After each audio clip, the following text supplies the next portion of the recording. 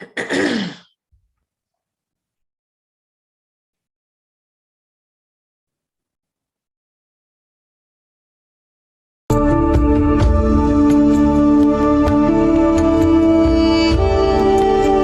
happens when we begin to realize that the 200-year experiment we've called the American healthcare system has failed?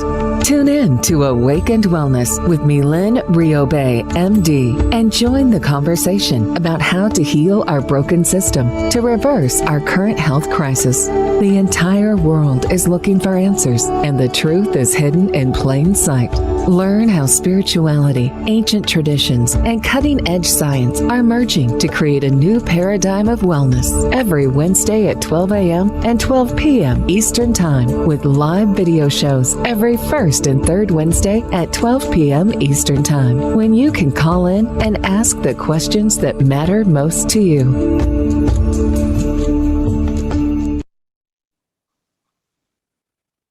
And we're live. Thank you, Rachel. Good morning and welcome to Awakened Wellness. I'm your host, Dr. Mylaine Riobe, and we are live here on Dream Vision 7 Radio today. Today is November 3rd, 2021. Our call-in number is area code 646-558-8656, and our meeting ID is 883-95-3587.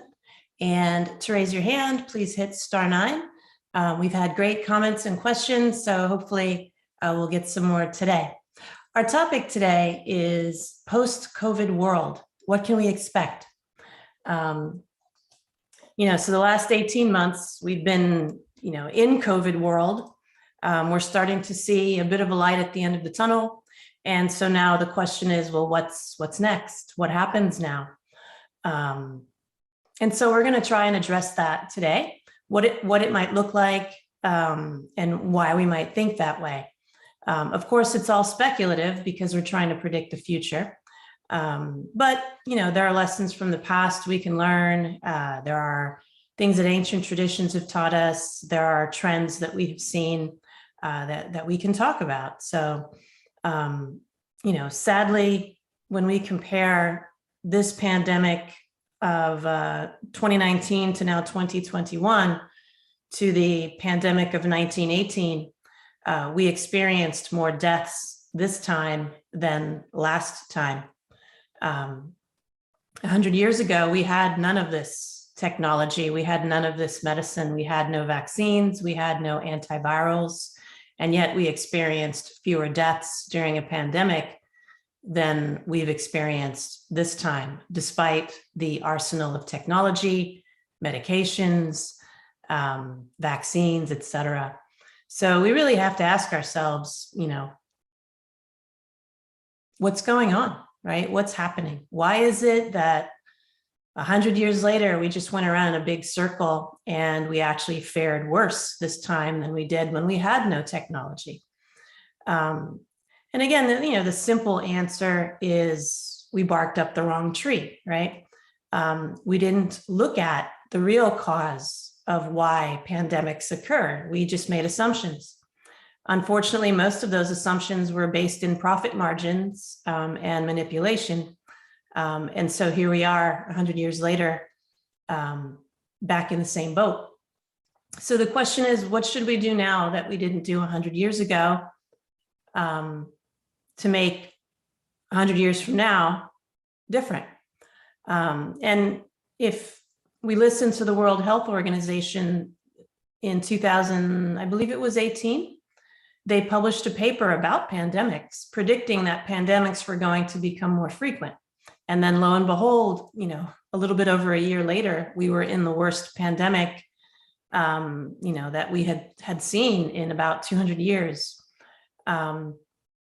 And so that convinced me maybe I should listen to the World Health Organization a little bit more. But unfortunately, the conclusion of the paper, which I don't necessarily agree with, was that the reason we're going to have more pandemics is because not everyone has access to healthcare.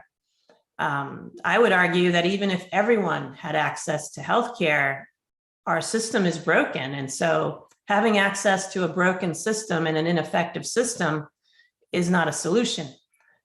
It might delay some untoward events, but it's not going to resolve them or prevent them. If the foundation of a healthcare system is broken, it doesn't matter how many people are in it. Even if everybody went out and became doctors tomorrow and all practiced primary care so we could cover the globe, and make sure that everyone on the globe had access to healthcare, I don't think it would prevent the next pandemic. I don't think it would lessen the burden of chronic disease that we experience, because the system we're employing doesn't work for that purpose. The system we have works very well for certain things. So it's not that it doesn't work at all. It works very well for acute life-threatening diseases. So appendicitis, I always use that example. That's an acute life-threatening disease. If you don't have surgery in a timely fashion, you will die of infection. And so surgical techniques were developed, and appendicitis doesn't kill people at the same rate it used to. Most people, when they start having that right lower quadrant abdominal pain, when it becomes severe enough, they'll go to the emergency room. They will be diagnosed with appendicitis. The surgeon will be called, and you'll be whisked to the operating room, have your appendix removed. You will experience, post-operative recovery, and you'll be fine.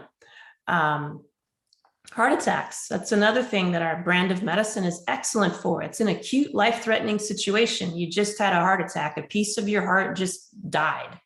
And we have extraordinary treatments and measures that we can take to save people's lives despite having a heart attack. And so it's not that our model of medicine doesn't work at all. It does work, but it needs to be recognized for what it works for. And we need to explore other options for what it doesn't work for. What doesn't it work for? It does not have a model included in it for prevention of disease. So in other words, our current system of medicine does not have pandemic prevention capabilities. It does not have disease prevention capabilities built into itself.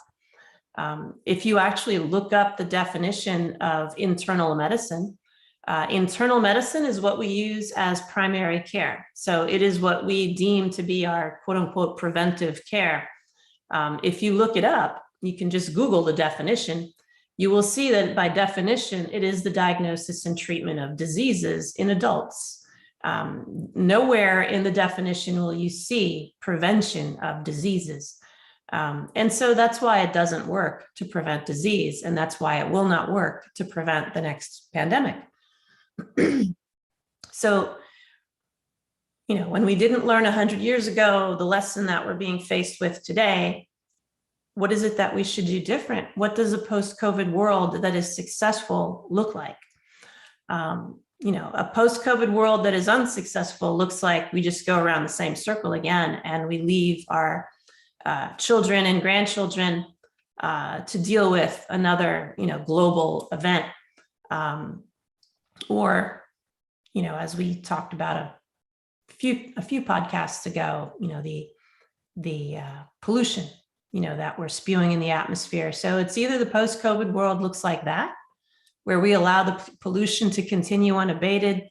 We still don't really try and prevent diseases or the next pandemic, or we can have a brighter future, right? What does that look like? Well, it looks like people beginning to wake up and realize that we can't keep repeating the same patterns of the past because they don't work. And it takes innovators, it takes people that want to see something different to get to that different place. And it's not new, it's old. It's just going back to where we were before we started down this tangent a couple hundred years ago. It's going back to ancient traditions, going back to ancient medical systems, right? There are, again, medical systems in existence for thousands of years that have not changed for thousands of years, and they're still quite effective. What are they good for? They're good for preventing diseases. They're good for treating chronic diseases more effectively. That's another thing that our internal medicine or our conventional standard U.S. medicine is not good at. It's not good at treating chronic disease, right? We try and block symptoms as a solution to treat chronic diseases, but as we've learned in our podcast before, blocking symptoms actually just makes you sicker, because your body is not getting what it needs through the blockage of symptoms. Your body is being obstructed through the blockage of symptoms. And so it will find another path to express to you that it's struggling.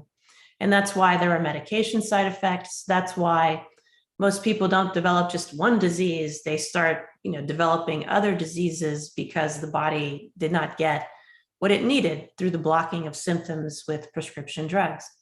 And so we have to begin to ask ourselves, what systems of medicine are out there that exist that would prevent the next pandemic, that would treat chronic diseases more effectively, and that would prevent them. And it's going to take an assimilation of our current model, keeping our current model in the box where it fits, which is treating acute life-threatening diseases and then using other models that already exist for the rest. So it's not every day somebody has an acute life-threatening disease, right? It's not every day that you'll develop appendicitis or have a heart attack or a stroke. And so we imagine that box to be quite small in terms of our conventional model and when it would intervene. And then we imagine a much bigger box being more preventive systems of medicine, such as functional medicine, Chinese medicine, Ayurveda. These brands of medicines are excellent at disease prevention and treating chronic diseases with natural methods. The reason they work is because they look at the root causes and they don't block symptoms. They actually treat the cause of the symptoms. And so marrying the two is the solution. And I believe that's what a post-COVID world will look like, because one thing that COVID has done is it has brought to light the glaring inadequacies of our healthcare system, right? Our hospitals were simply overrun. And we've learned that we have been stressing out our healthcare providers, and this was long before COVID, that healthcare providers were being stretched to the maximum limit. Hospitals were understaffed before COVID. There weren't enough primary care physicians before COVID. And COVID just brought to light all of these difficulties. And now hospitals are having difficulty staffing at all. Nursing homes can't find staff.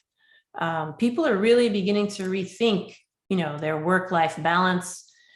People are beginning to rethink their purpose, why they're here, what they're willing to tolerate anymore. I left the hospital, 12 years ago, maybe. I can't even remember anymore. It just wasn't a place that I could see myself remaining healthy and balanced. And COVID has just brought that to light. So people are rethinking things. They're questioning their purpose, right? So COVID can be a wake-up call, or it could put us more to sleep. So I'm going to choose the wake-up call path. And look for something more. How is this an opportunity? What can we understand and learn from this experience? We can understand and learn that we can't do the same thing we did 100 years ago, which is wait for people to get sick and then create a vaccine at the last minute to save a few 100,000 lives after hundreds of thousands of people are already dead. Not a good strategy, right? For prevention. Now, once you're in the mess, yes, you have to create a vaccine and you have to stop the bleeding. But why not, now that we've experienced 730,000 deaths just in this country alone, why not look and say, what can we do differently? Because vaccines are not preventive. We all understand that. Vaccines are an after the fact issue. And so they're not really preventive.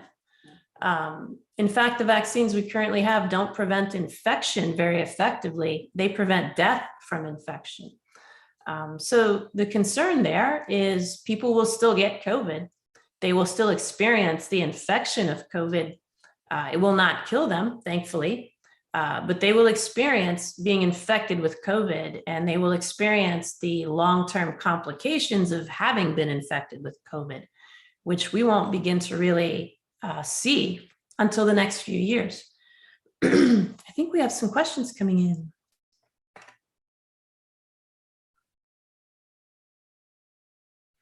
Question: I am doing everything I can do to avoid this plague. I sanitize my house, especially the bathroom and sinks. My hands are raw from washing them numerous times during the day. And I have my grandson get my groceries. When, if ever, will it be safe to go to town? Well, you know, that's a valid question, of course. The answer is we don't know, right? We're seeing the numbers come down. We're seeing the numbers improve. But again, we don't know when the next one's lurking, right? And we don't know if this will become a seasonal event.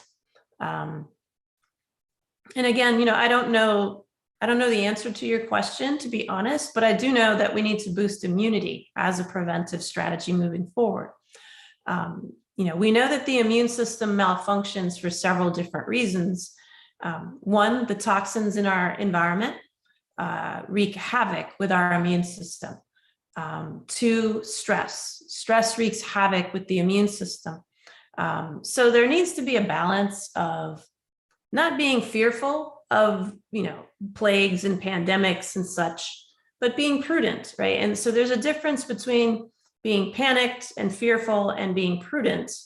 You know, and I think we have to strike a balance. And so when we're doing all we can for our health, I think that includes boosting the immune system through stress reduction techniques, you know, things like heart math, meditation, adequate sleep, proper nutrition, all the things we always talk about on the podcast, right?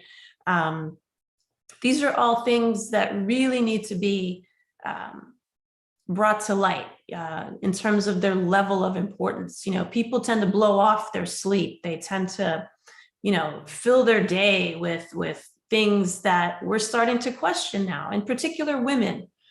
Women have left the workforce like never before. And the initial thought was, well, yeah, they have to stay home and take care of the kids because the kids were remote learning, et cetera. But kids aren't remote learning anymore, and yet women have not returned to the workforce. You know, daycares are open, and yet women have not returned to the workforce. In fact, 33% of women don't plan to return to the workforce, at least not for the foreseeable future. They are seriously questioning their role in society. They are seriously questioning why they're banging their heads up against a brick wall to bring home, you know, 80% of what males bring home. They're banging their heads up against the brick wall not to be promoted in their work environments to managerial and C-suite positions. Women are really rethinking their role in society. And I think, you know, they're mad as hell and they're not going to take it anymore, right? So women are beginning to resist. We're starting to see that. And, you know, before it was, oh yeah, they just have to stay home and take care of the kids, but that's not the reason. We're starting to understand very clearly that that is not the reason women are not returning to the workforce. Women have gone on strike, you know, and they're rethinking how they want to be part of society. You know, we've obviously lived in a patriarchal society for the past, you know, however many centuries. And if we go back far enough in history, we will see that there have been matriarchal societies in the past. The Mayans, for example, were more of a matriarchal society. And so there needs to be balance brought back to the equation, right? The patriarchal society has gone a little bit off the deep end, and we're going to see women no longer participating in that and probably creating their own structures. I attended a biohacking conference that was live streamed a couple weeks ago, and there was a very interesting doctor. She's a PhD. She does research in women and their menstrual cycles. Her theory is that women have cycles throughout the month that actually are energetic as well, which of course makes sense through Chinese medicine. They've known that for thousands of years. An interesting statement she made that brought it to light was she said, women are 4 different people throughout the month. Men are just one person month after month after month because they don't cycle. And so, there are 4 phases of the menstrual cycle. And based on research that she's doing and that she has seen evolving over the past couple of decades, women ebb and flow through their cycles, even after menopause, apparently. And so there's a phase in your cycle where you'll be really good at one thing, and then you won't want to do that thing the next week. You'll want to go do something else. So women tend to cycle in how they do things, what they want to do, their energy patterns as well. So sometimes women need to sit and think and not go out and do. Sometimes they need to hone in on their intuition rather than their logical mind. And apparently that has to do with their cycling. And so her idea is women will create their own business structures. Women will create their own societal norms, if you will.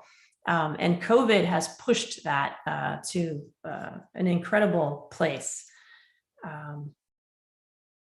Okay, here we go. I've written you before about my man not wanting to eat healthy. He's stubborn and believes only meat and beer will keep him safe from any illness. Any suggestions? Not that I can think of, if that's what he thinks. It's hard to convince people of what they don't want to be convinced about, right? And so I'm not sure what to tell you on that. How to get him to take a vitamin, I don't know. Sometimes what happens is people have to observe you doing something, right? That's what I tell a lot of my patients, is when your family members observe you eating healthy, sleeping properly, doing your meditation, and then they see the change in you, who's someone very close to them, they will then start to shift a little bit, right? So that's my suggestion, is make sure you're on the bandwagon and being the role model, and hopefully maybe that'll get him moving.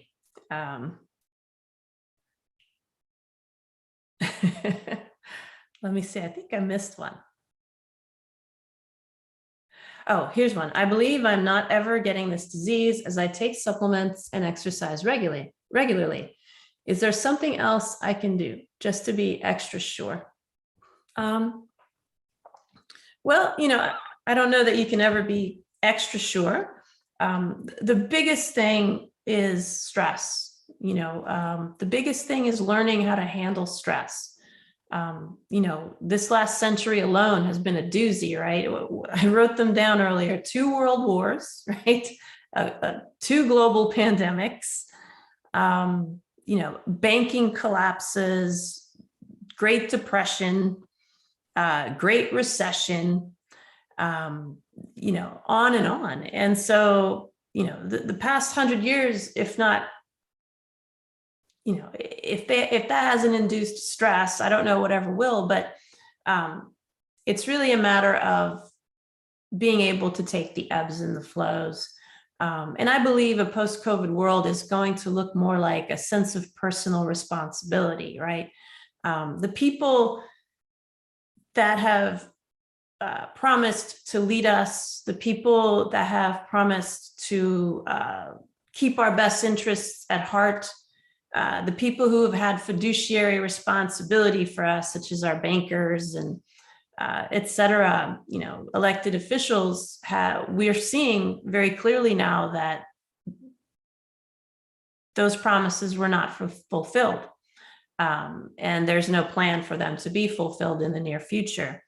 And so I believe what's happening with COVID is people are beginning to understand that they need to assume responsibility for themselves, and the era of relying on other people to tell you what to do, how to do it, and when to do it. We're starting to understand that that doesn't work, right? We have to be responsible for ourselves. And I believe that that's what a post-COVID world will actually look like. Now, I want to be very careful. I don't mean like a me mentality with that. When I explain to my clients that they need to be more self-loving and self-reliant, women tend to default to the word selfish. That sounds selfish. And what I tell people is there's a big difference between selfish and self-care. And so I'm not talking about a sense of personal responsibility in being selfish. I'm talking about a sense of personal responsibility and self-care. Just like they tell us on the airplanes, you have to put your own oxygen mask on first, then you take care of your children. And that's the same for anything. You have to take care of yourself first, then you can be there for everyone else. If you allow yourself to implode because you're not taking care of yourself, then everything around you will implode as well. So I think that's where we're headed. That's a great question there. Time for our first commercial break. So wonderful comments and questions. You're listening to Awakened Wellness. I'm Dr. Mylaine Riobe, and we're live here on Dream Vision 7 Radio, and we'll be right back. Thank you.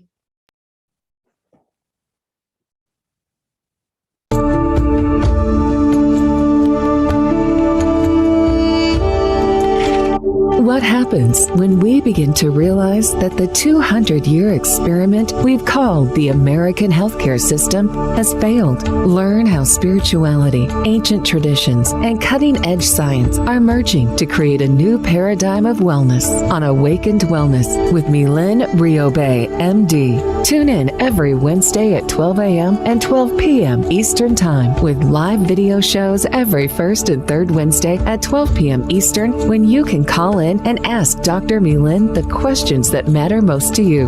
Dr. Mylaine is the medical director of the Riobe Institute of Integrative Medicine in Jupiter, Florida. For more information, visit RIOBE-integrativemedicine.com. Dream Vision 7 Radio Network invites you in for this dynamic, forward-thinking show.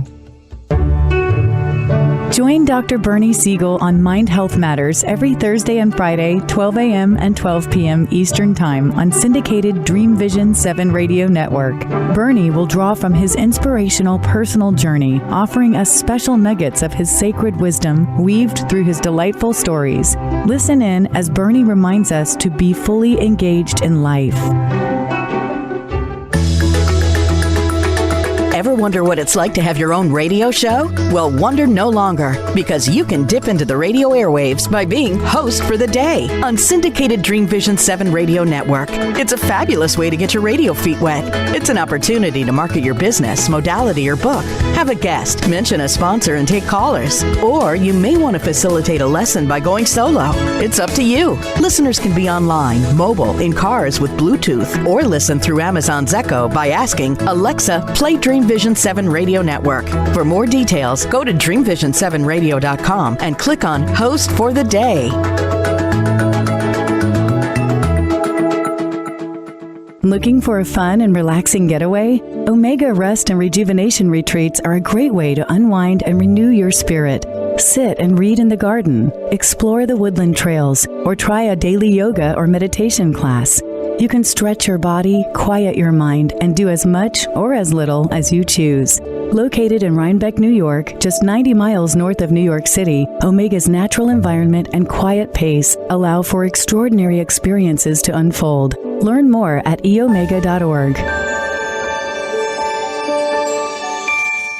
Delight your kids with an enchanting journey by reading the Paper Doll Kids children's book by Deborah Beauvais and Janine Sullivan. There's even a catchy tune, Kids for Love Song, produced by Bob Sherwood and sung by kids just like yours. The story weaves around 7 paper dolls flying around the world doing good deeds as they bring important attention to our endangered animal friends. There's even a magical ring with a universal message. Kids become interested in service projects, action through compassion, and planting seeds that nurture positive change. The Paper Doll Kids and Kids for Love Song are a production of the Kids for Love Project. Get the book now on Amazon Kindle and the song on CD Baby or iTunes.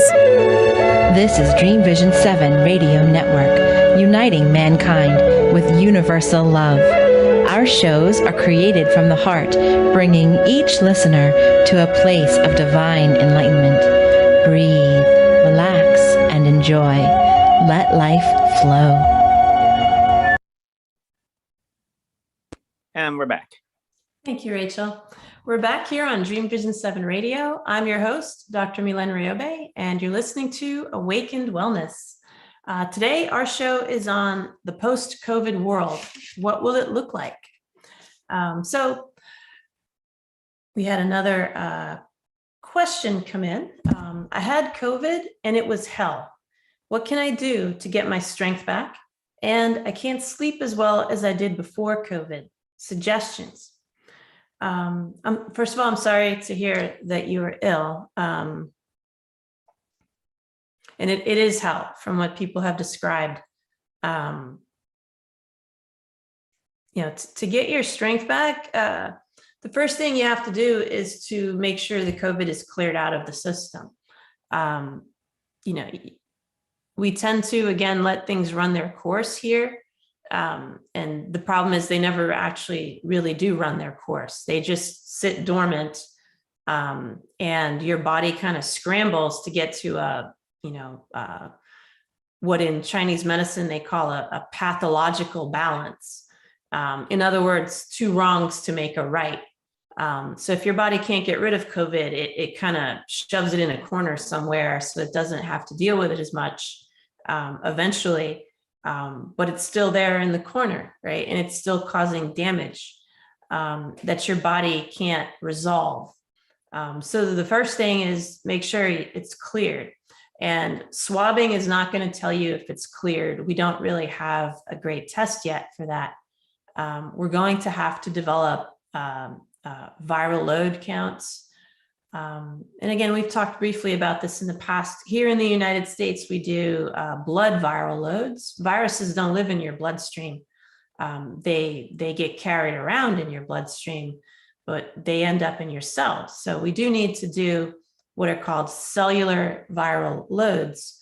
There are some labs internationally that do that type of testing. As far as I'm aware, they don't have one for COVID yet. But they have them for other viruses such as HPV, HIV, herpes, Epstein-Barr. It's important to know if the viruses are actually in your cells because that's where they duplicate themselves. That's where they end up. And we don't have that technology yet. But we will. And so, again, getting care from a board certified integrative medical doctor who would be aware of these labs in order to get properly tested. The second thing is to look at what kind of damage the virus has caused. So there are, specific tests that you can do. For me, for my clients, again, there's no protocol, so we're just using Chinese medicine and really, frankly, common sense. I've been getting my clients thermograms. A thermogram is an infrared camera that looks for temperature fluctuations across the skin. So it's a good means of looking for inflammation. So many of my patients have had thermograms in the past. So for the few that have had COVID, we've gotten them a thermogram after COVID to look at where the spots of damage are so that we know where to focus our attention. Chinese medicine is going to be very instrumental for post-COVID in terms of improving circulation. So one of the things that COVID does is it causes poor circulation through iron deposition. Iron is highly inflammatory if it's not properly managed in the body, and COVID disrupts iron management. And so there's a huge inflammatory response to COVID for that reason. We had talked about post-COVID syndrome, so I would recommend you go back in our archives and take a listen to that podcast where I listed different types of flavonoids that are good for removing iron from the body. The other thing too is COVID tends to dig into reserves, and that's why people feel so tired when they have COVID. So first of all, their circulation is impeded. They can't use their oxygen properly. And then on top of that, your body is struggling to recover. And so it's burning through energy in order to try to do that.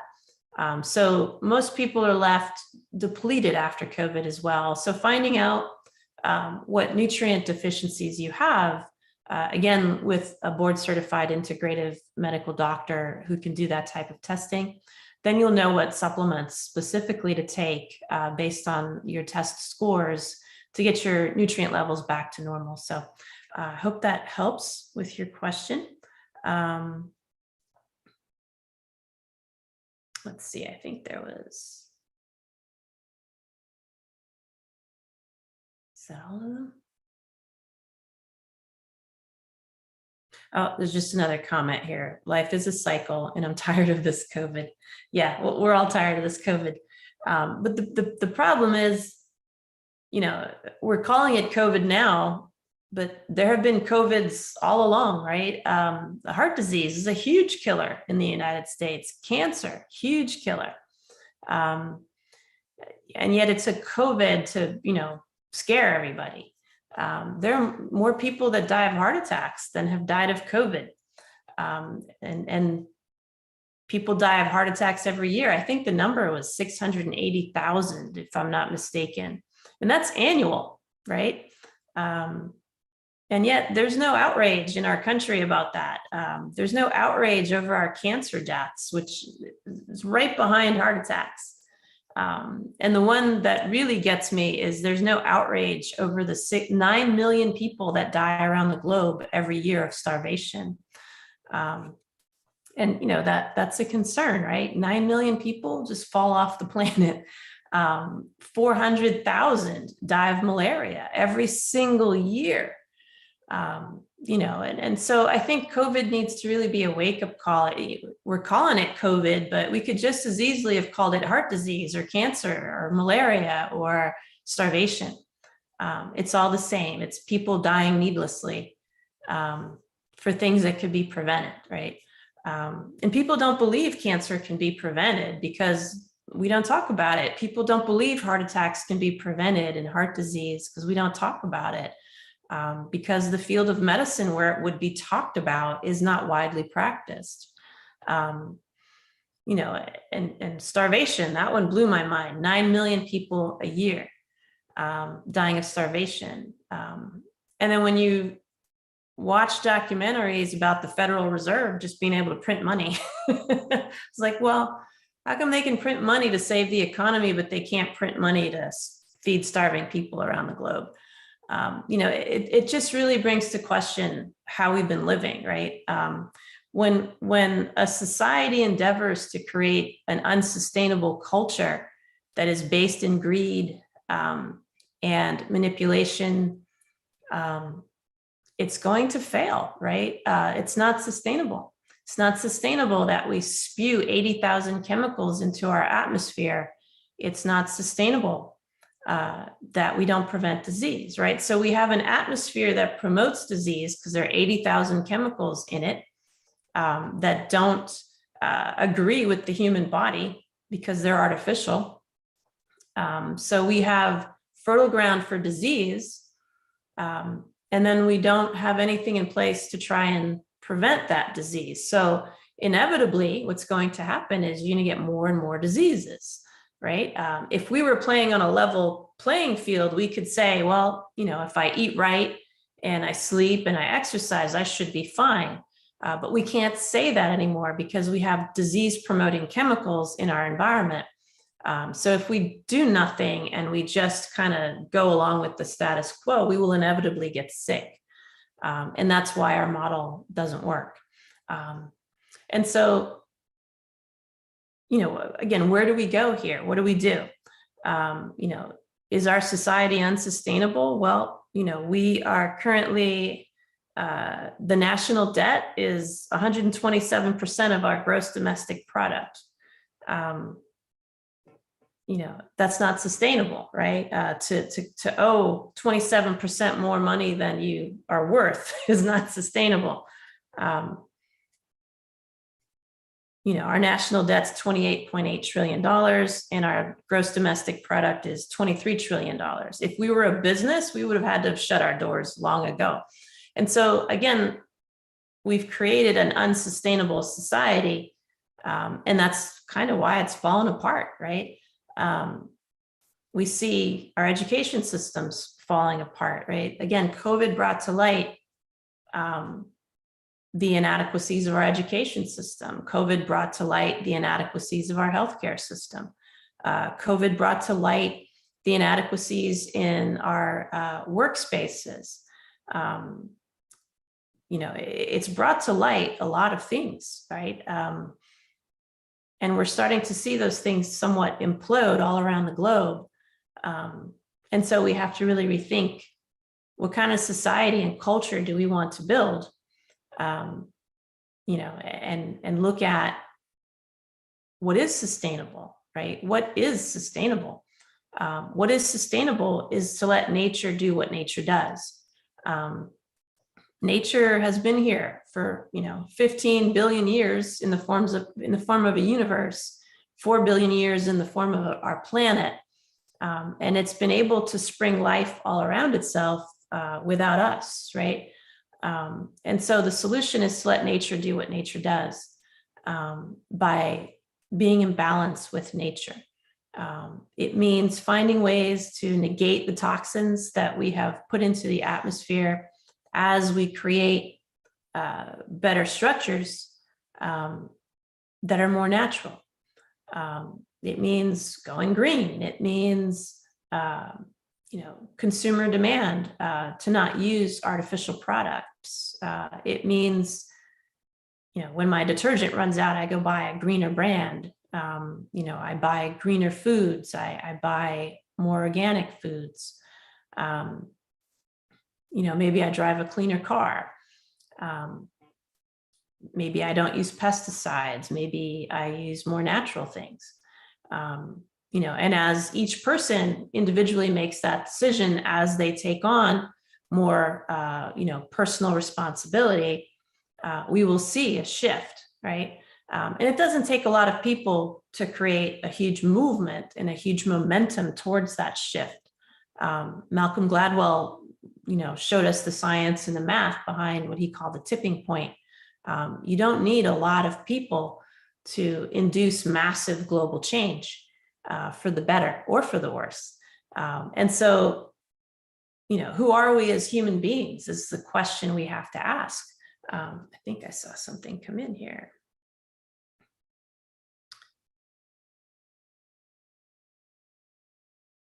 Let's see, I think there's a question. Let me just find it here. Question, I've taken the 2 shots. The second one kicked my butt for 2 days, felt awful and couldn't imagine how bad the actual COVID would be. But now they're saying I should get a 3rd shot. I'm afraid I'll get really sick if I do. Do you think it's okay to not get that 3rd shot? That's a personal choice. That's not necessarily a choice someone can make for you. What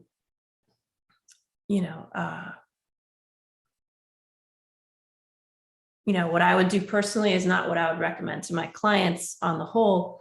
And it's a bit of a loaded question, right? It depends on what your risk factors would be if you had COVID. Are you very high risk or not?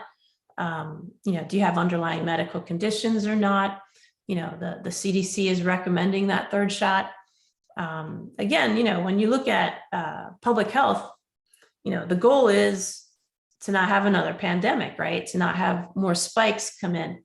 And unfortunately, what we're finding out is the vaccines are not effective for very long. And again, they're questionable in terms of if they prevent infection at all. And so it's going to kind of be like the flu shot, from what seems to be evolving, where every year at least you're going to have to go and get this shot. We know based on studies on the flu shot that the more flu shots you get, the less effective they become. But if you are at high risk to die of the flu, you're still better off getting the flu shot than not getting the flu shot. So it's a loaded question and I can't answer that for you. I do hope that they clean up the vaccines a little bit. I did go and look at the ingredients in those things and it was a little bit, I won't say frightening, but it was concerning. There's sugar in there, there's alcohol in there, there's food coloring in there. One of them even has a flame retardant in there.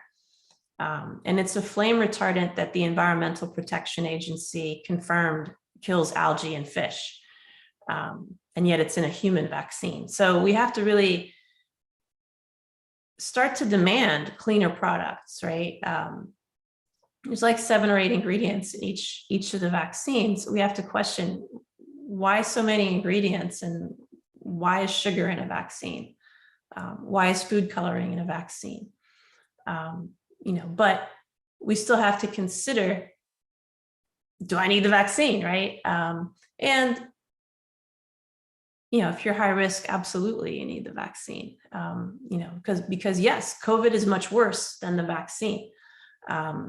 Especially if you're high risk, COVID can be deadly. So we know COVID has about a 2% mortality, and it tends to affect people that have underlying medical conditions, that are overweight, more so than healthier people. It tends to affect older people more differently than it affects younger people. And so we have to take so many factors into consideration when we make a personal decision. So I would defer to you to have a conversation with your personal physician, who would know more about your overall health status. But I think as a society, we need to start demanding cleaner products, right? So we have this pandemic, everybody's terrified, and they tell everybody to go run and get a vaccine, and everybody runs to get the vaccine, which is the logical thing to do. But then you start checking the ingredients of the vaccine, and you start having some questions about, why is this in there and why is that in there? Are they necessary? And I think that's where the conversation needs to start. Why are certain things in products that are not necessary for their effectiveness, right? And so that's my answer. Very roundabout as always, but it depends, right? Question, my friend got the new, I'm not sure what this means. I don't know if we can clarify this. My friend got the new glue 4 in 1 shot. She's 68 years old. She was sick for over a week. She said she had COVID shots. Do you think it's connected? I'm sorry, I don't understand the question. I apologize. Question, do you take and treat patients over the internet? Yes, it's always best in person, but we do take and treat patients over the internet. Our office number is area code 561-244-5880. You can also email us at info@riobeintegrativemedicine.com. Oh, okay, we got some clarification. Flu shot. Okay. She was sick for over a week. She said she had COVID shots. Okay, now I understand the question. Well, anytime you get a vaccine, you're going to get an inflammatory response, right? You're going to get an immune response because that's the point of the vaccine. The point of the vaccine is to prime your immune system to fight infection if it should be exposed to that particular infection. And so it's not necessarily a bad thing to have a response to a vaccination. It could just be that your immune system's been primed, which is what you want. But again, not knowing her health history and what other factors might be involved, it's difficult to say if it's connected. I don't know that you should feel sick for over a week, though. She may have some other things going on that she would want to get checked out.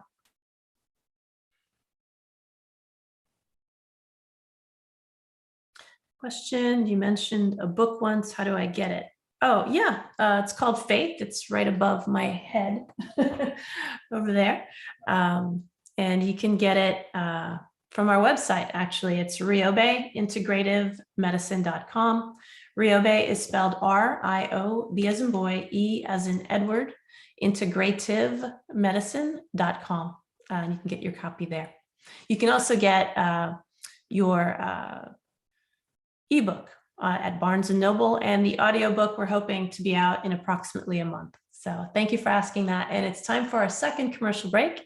You're listening to Dream Vision 7 Radio. I'm your host, Dr. Mylaine Riobe, and this is Awakened Wellness, and we'll be right back.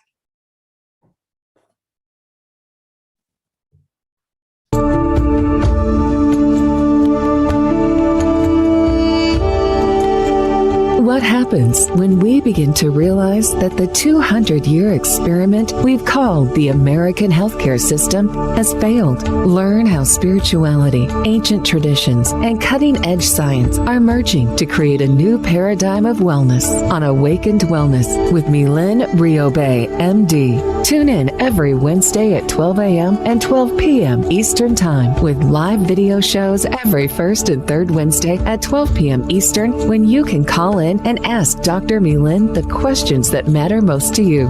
Dr. Mylaine is the medical director of the Riobe Institute of Integrative Medicine in Jupiter, Florida. For more information, visit RIOBE-integrativemedicine.com. Dream Vision 7 Radio Network invites you in for this dynamic, forward-thinking show. Edicia is a U.S. nonprofit dedicated to the dream of ending childhood malnutrition for millions of children around the world through the manufacture of Plumpy Nut and other nutrient-rich, peanut-based, ready-to-use foods. Edicia has already delivered life and hope to nearly 1 million children in over 26 developing countries. To find out how you can join Edicia's dream of ending childhood malnutrition, please visit ediciaglobal.org. What if dreams can diagnose your life? What if we can meet the love of our life in dreams? Join host Kat O'Keefe Canavas, the #1 internationally best-selling author of Dreams That Can Save Your Life, written with Duke University medical doctor Larry Burke. Dreaming Healing is where we'll explore dreams, research, and interpret dreams from you, the caller. Dreaming Healing shows can be heard every Tuesday at 9 a.m. and 9 p.m. Eastern, with live shows on the first and third evenings at 9 p.m. Eastern, 6 p.m. Pacific Time on syndicated Dream Vision 7 Radio Network. Come live your dreams out loud with Kat. Are you searching for a way to help create global change? Dream Vision 7 Radio Network's vision is to have an eclectic group of radio hosts dedicated to educating, enlightening, and helping humankind with positive messages and tools that enhance lives using different modalities and programs. If you would like to join our team and help illuminate the universe, call Deborah at 508-226-1723 or Deborah at dreamvision7radio.com. This is Dream Vision 7 Radio Network, uniting mankind with universal love. Our shows are created from the heart, bringing each listener to a place of divine enlightenment. Breathe, relax, and enjoy. Let life flow. And we're back. Thank you, Rachel. Welcome back to Awakened Wellness. I'm your host, Dr. Mylaine Riobe, and today we are talking about the post-COVID world. What will it look like, and what can we do? So great questions today. Awesome comments as always. Okay, I think we covered all the questions for now. So there's neuroscience research emerging to answer that age-old question, right? Are humans inherently good or evil? It's starting to look like we're inherently good, despite what we see going on around us. So a lot of the brain research coming out the last couple decades or so is suggesting that we are innately wired to love, like that's our default, and that we have to actually learn to be afraid, that we have to actually learn to hate, but we are naturally wired to love, which means we are naturally wired towards truth and finding truth, which means we are naturally wired to be compassionate. And we do see that, right? We always see after big disasters how people go to great lengths to help each other. You know, and those are always the feel-good stories after tragedies. And so, you know, when we're pushed into a corner, things start to change, right? We start to look at things differently. Sometimes it takes a lot of pressure and disaster and negativity to start to look at a different path. And sometimes it doesn't, right? It depends on how we were brought up. It depends on our belief systems. But I believe, as ancient traditions have told us for thousands of years, that the universe is based in love, and that human beings themselves are encoded with love. Like our DNA is coded for love. And I believe that that's what the post-COVID world will look like. It will look like perhaps women leading the way, because that's a more quote unquote feminine quality, if you will, to be nurturing. And so maybe it'll be led by women, maybe it won't, but it is a distinctly feminine quality to nurture, to love, to be compassionate. Not that men don't love and they're not compassionate. It's just our evolutionary roles as women are as nurturers. And so we tend to be a little more hardwired in that way.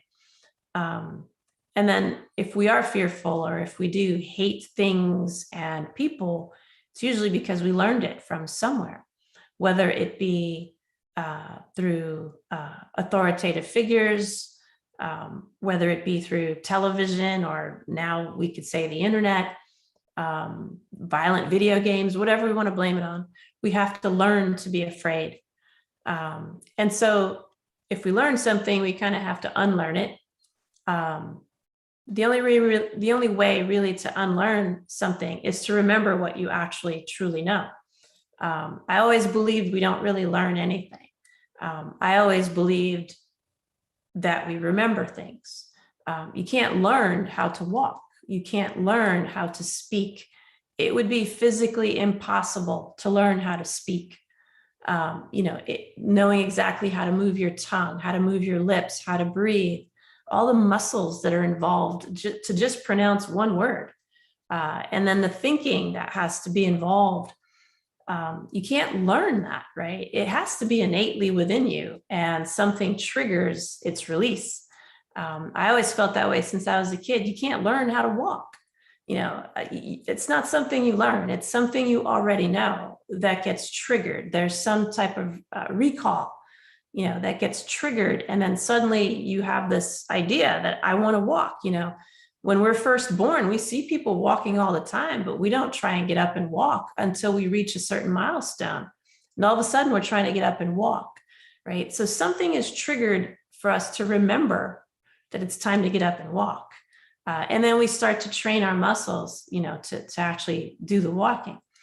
And so I don't believe we actually learn very much.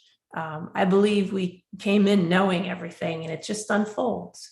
And so it's not so much that we have to go and analyze why we hated this or feared that, so much as we have to keep looking within ourselves for what got buried. Right? So when you learn to fear something, it's really just that the love that's innately within you got covered up and blocked, right? A cloud can pass over the sun, and it may not be in our view, but we know the sun's behind the cloud, right? It doesn't mean that the cloud obliterated the sun. It doesn't mean that the sun stopped existing because we couldn't see it. It just means that it got covered. And so going within, looking at ancient traditions, they all tell us to go within. They all tell us to go within our hearts. And so that's why I particularly love heart math. That's what it's about. I particularly love ancient traditions because they all speak of that. And now we have modern research corroborating that, yes, we are wired to love. And so naturally, if we just keep going within and looking at, well, what do we love? First thing we have to love is ourselves, right? And then we can love other things.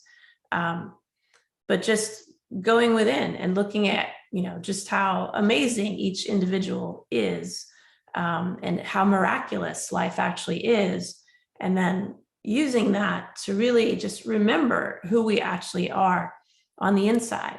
And then that kind of triggers wanting to seek truth. That kind of triggers wanting to be in a place that's better for everyone. So That's all the time we have. That's my view of the post-COVID world.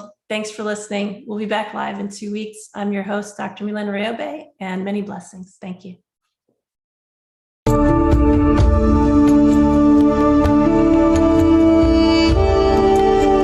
Join us next time on Awakened Wellness with Mylaine Riobe, MD, to learn how spirituality, ancient traditions, and cutting-edge science are merging to create a new paradigm of wellness. Awakened Wellness airs every Wednesday at 12 a.m. and 12 p.m. Eastern Time, with live video shows every first and third Wednesday at 12 p.m. Eastern of each month. Meanwhile, you can join our Facebook page at facebook.com/awakenedwellness and let us know what you'd like to discuss on future episodes.